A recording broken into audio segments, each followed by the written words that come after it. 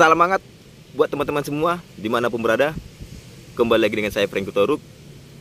Kali ini di sini saya ingin membahas mengenai tindakan dari pemerintah melalui Menteri Perdagangan Republik Indonesia yang merazia dan memusnahkan barang-barang pakaian bekas yang masuk ke Indonesia. Barang-barang bekas dari luar negeri masuk ke Indonesia. Ini menjadi pro dan kontra juga di masyarakat. Ada yang setuju, ada juga yang tidak setuju.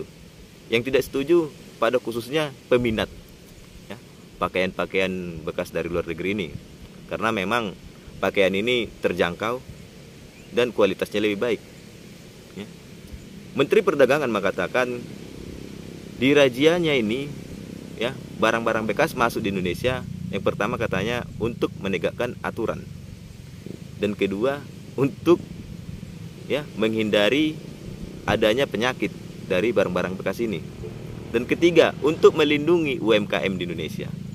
Inilah alasan dari Menteri Perdagangan melakukan razia dan pemusnahan barang-barang pakaian bekas yang dari luar negeri masuk ke Indonesia. Menurut saya alasan ini nggak masalah.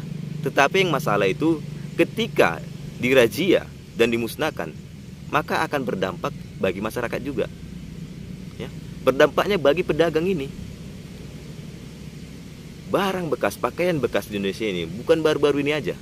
Sudah ada sejak dulu. Sudah lama telah ada. Hampir setiap pasar tradisional Indonesia, seluruh wilayah Indonesia ada ini barang-barang.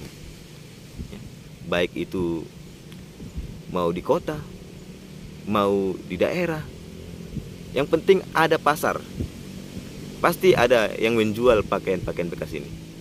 Jadi ini sudah menjamur di masyarakat Indonesia, pakaian-pakaian bekas dari luar negeri. Ketika pemerintah melakukan razia dan pemusnahan barang-barang ini dan melarang barang-barang bekas ini masuk, maka akan berdampak juga bagi perekonomian masyarakat. Di sana ada kegiatan-kegiatan masyarakat yang menghasilkan duit. Pedagang pakaian bekas ini ada, pembelinya pun ada. Apabila dirazia dan tidak bolehkan karena alasan menjaga UMKM Indonesia, maka banyak juga lah nanti masyarakat Indonesia yang tidak ada penghasilannya ataupun jadi pengangguran. Seharusnya ketika pemerintah memusnahkan, diberilah solusi, diberilah alternatif, bagaimana juga melindungi para pedagang-pedagang barang bekas ini, pakaian bekas ini. Karena UMKM di Indonesia jauh tertinggal dibandingkan barang bekas ini. Produk-produk UMKM di Indonesia jauh tertinggal. Yang dimana kalau UMKM Indonesia yang pakaiannya murah luntur lah, murah sobek lah, harganya jauh lebih mahal daripada barang impor ini, barang bekas ini. Pemerintah harusnya melindungi juga pedagang-pedagang barang bekas ini.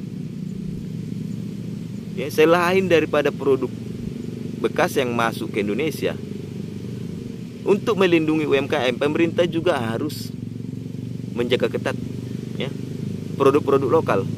Karena banyak juga produk-produk lokal itu yang KW. Inilah salah satu musuhnya UMKM di Indonesia. Produk KW, tiruan. Bukan cuma dari barang bekas ini yang masuk ke Indonesia. Ini bisa menjadi nilai baik juga bagi Indonesia apabila barang bekas ini masuk, karena banyak peminatnya di masyarakat. Barangnya jauh lebih baik dan jauh lebih murah, sehingga barang-barang bekas dari luar negeri ini banyak peminatnya, dan ini sudah lama terjadi. Hampir setiap wilayah Indonesia ada pedagang dan pembeli barang bekas dari luar negeri ini. Sehingga apabila ini dirazia, diberhentikan ataupun tidak bolehkan, banyak pedagang-pedagang nanti yang akan gulung tikar karena produknya tidak ada. Bagaimana pemerintah menghadapi ini? Apa solusinya? Ketika barang-barang bekas ini ditiadakan, Terus bagi pedagang, apa solusinya bagi pedagang barang bekas ini? Membiarkan tidak jualan, membiarkan mereka pengangguran, atau bagaimana? Inilah harusnya dijaga pemerintah.